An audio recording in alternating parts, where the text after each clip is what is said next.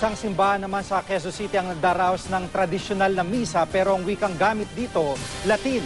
Nakatutok si Lia Manyalak del Castillo. Pagpasok pa lang ng simbahan, nagsusuot na ng belo ang kababaihan. Karamihan din sa kanila, puti ang damit. Bukod dito, maninibago ka dahil ang pari nakatalikod sa mga parokyano at nakaharap sa altar buong misa. Ito ang tradisyonal na Latin Mass.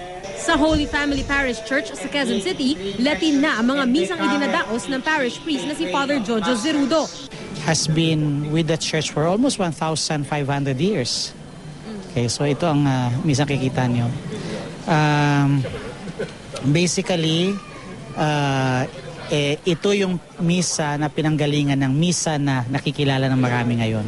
Ang tradisyonal na Latin Mass ay ginamit ng simbahang Katoliko mula taong 1570 hanggang 1962.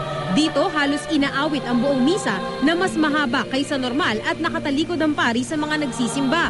Wala ring halos partisipasyon ng mga parokyano. 1969 nang baguhin ni Pope Paul VI ang tradisyon.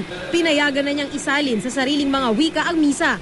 Pero noong taong 2007, naglabas si Pope Benedict XVI ng kasulatan na humihimok sa mga pari na ibalik ang tradisyonal na Latin Mass. Pero hindi naman obligado ang lahat ng simbahan na sundin ito. Bagamat mahaba, mas solemn daw ang Latin Mass. Kaya ang mga regular nang nagsisimba rito, mas pinipili ito kaysa sa karaniwang misa.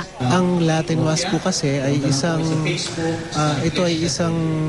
bahagi ng simbahan na napaka-importante kasi ito ang kaluluwa. The world around us is being more and more attacked. We need to be armed with spiritual graces as well. So that's why we attend the Holy Traditional and Roman Catholic Mass. Lia Manyalak del Castillo, nakatutok, 24 oras.